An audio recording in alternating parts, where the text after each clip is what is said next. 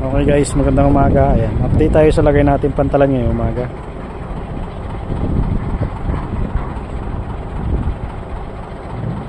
Bale, arrival natin si Reyna Sentenciada ng Montenegro at ayun, Stella del Mar parating din.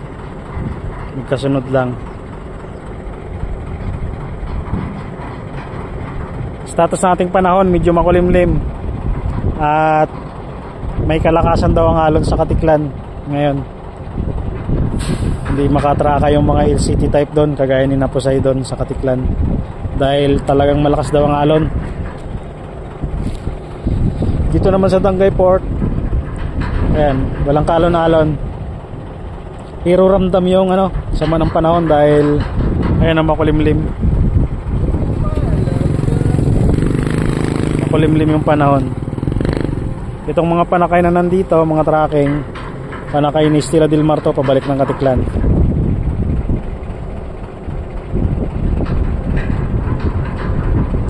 Medyo matagal tayong walang video at dahil busy lagi sa personal na buhay, dami nating inaasikaso.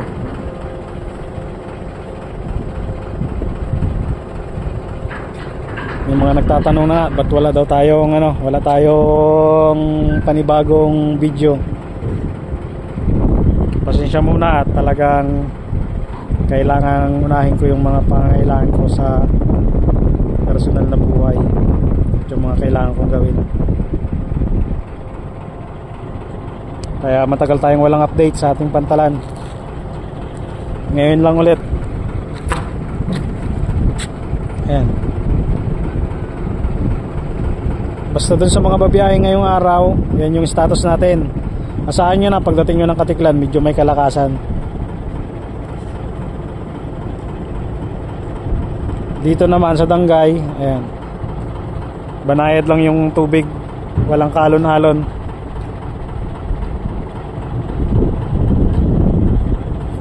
Medyo umulan lang kanina, kaya basa yung ating pantalan.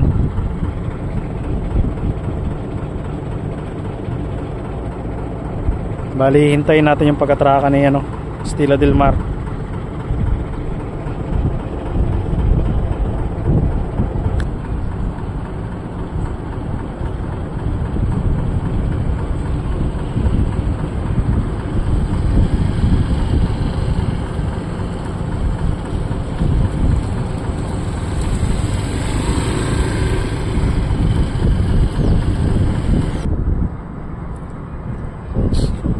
Bali, hindi na rin pala babiyahe ito sa Montenegro dahil hindi kayang umatraka sa kabila. Kaya daw naman ng barko, ang problema ay yung mga panakay at pag talagang sa sobrang lakas daw baka daw madisgrasya yung mga tracking sa loob ng barko.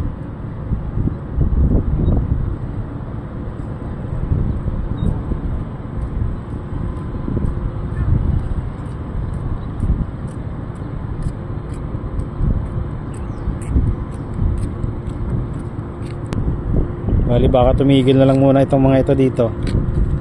Yung mga dalawang Poseidon din doon sa kabila, baka magangkorahe lang din yun doon sa Katiklan muna. Bali, makakabalik ngayon ito si Del Mar. Sana bumalik at kayanin yung alon. Kakausapin pa natin yung kapitan mamaya kung anong magiging niya, pasya, kung babiyahe siya or hindi. Kaya lang yung mga panakay kasi niya nandito na. Ayan, puro tracking. Saka dun sa kabila may 3 private dun.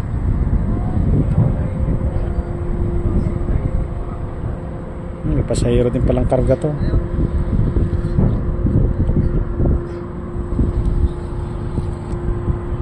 Halos 5 oras yung biyahin Del Mar guys, dahil sa lakas ng alon. Dapat to 4 na oras lang, pero halos 5 oras siya. Inabutan siya ng ganung katagal sa biyahe.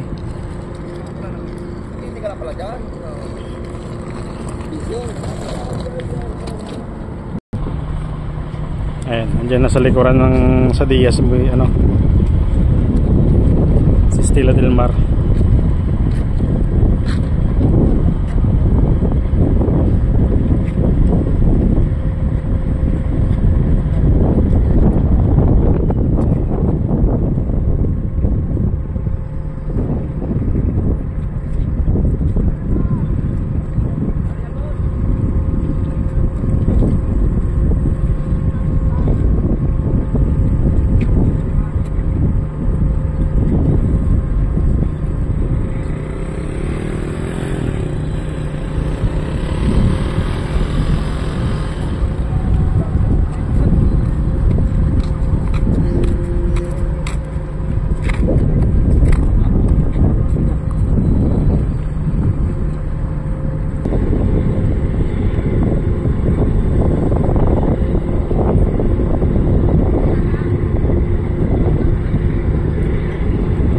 na mag-unload sa Dia.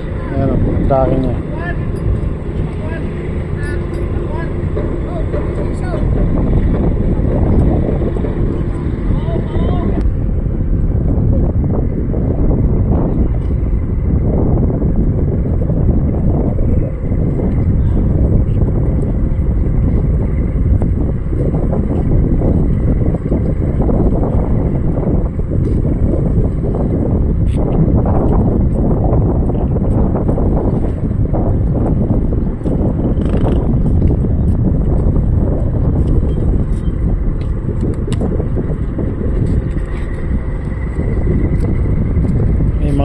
May mga kargang private din pala to.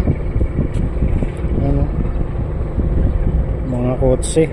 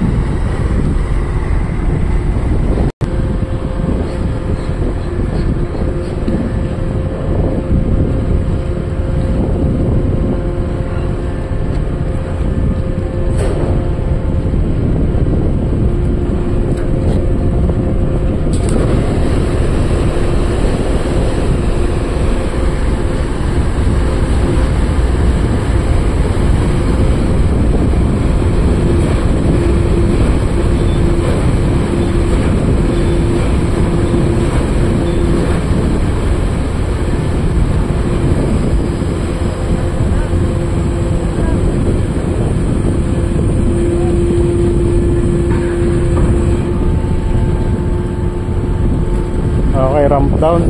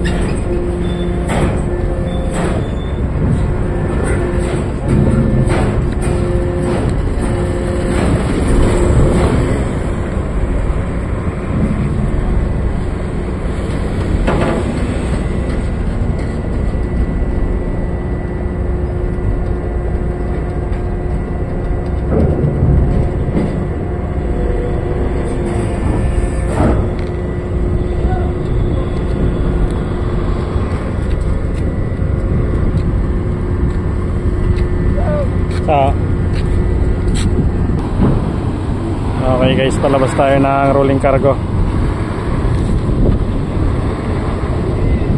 Dos Marias. Dalawang Dos Marias ang nasa harapan.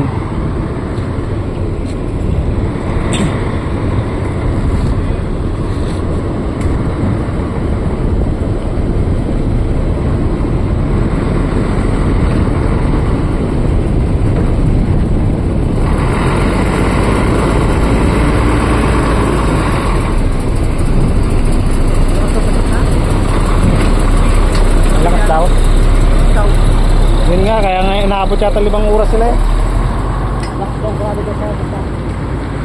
Malakas sa gitna yung ano, alon. Hindi ba sila magpapalik?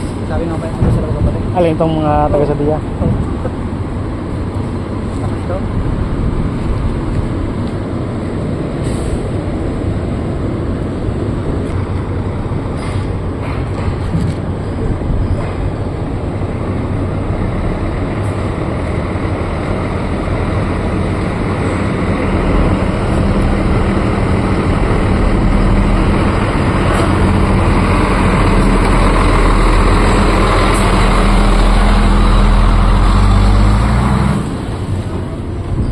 Tatanggal pa ng mga lashing kaya medyo matagal. Si Montenegro doon pa din naman yung kanyang mga panakayo. Tinatanggal pa din yung mga lashing.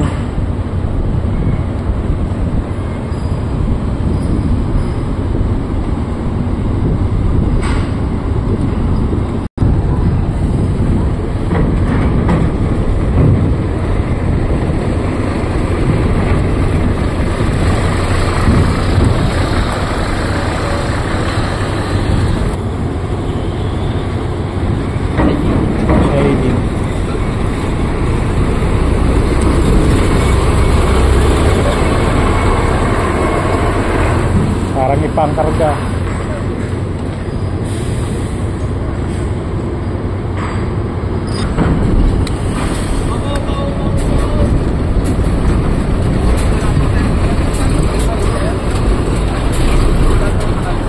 Ha? Cut off. Doon? Oo. Kubang ko lang. Baka. Dapat pahihilo lang.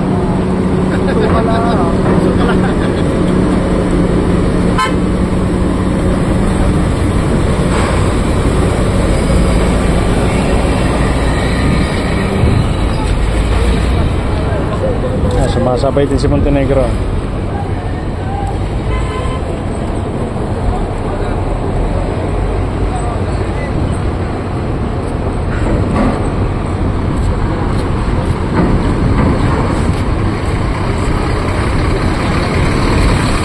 Alfonso Kapanga.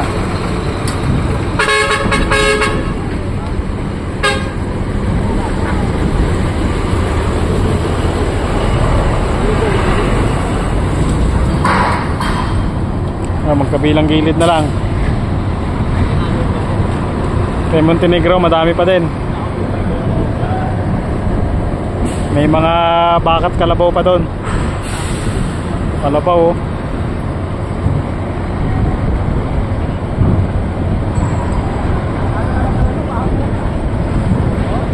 May puting kalabaw na karga oh.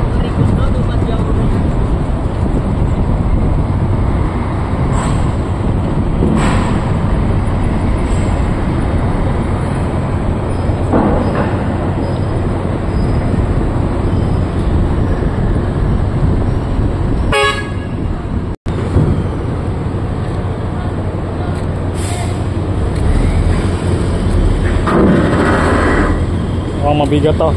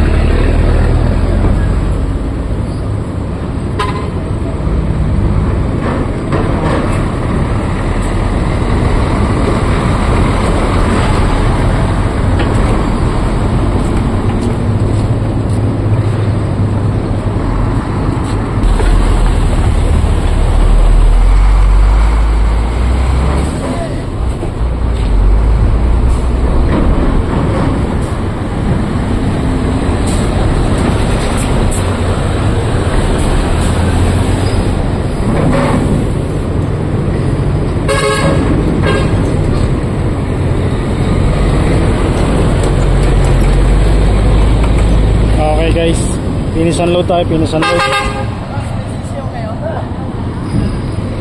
Si Montenegro ganun din, finish unload din.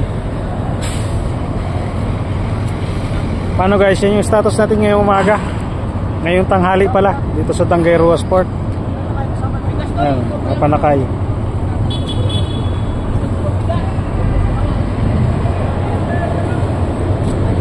Bali ito, ano lang, asikaso lang ng mga pang lashing. Then ano na rin kagad ito, maglo-loading na pabalik ng Katiklan. Si Cielo naman standby. Hindi natin alam kung anong oras ito. Ano guys, hanggang dito na lang ulit muna tayo. Hanggang sa muli, maraming salamat.